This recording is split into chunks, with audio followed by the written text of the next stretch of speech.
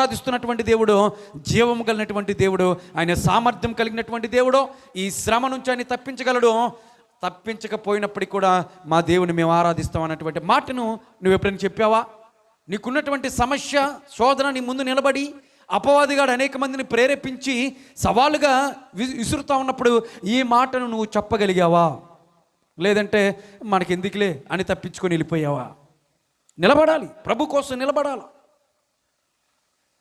వాళ్ళు చెప్పినటువంటి మాట ధైర్యంతో రాజు ముందు నిలబెట్టినప్పుడు, ఆ అగ్ని గంధకంలో వాళ్ళు వేసినప్పుడు వాళ్ళు ఏం చేస్తున్నారంటే అగ్ని గంధకంలో దేవుని ఏం చేస్తున్నారు?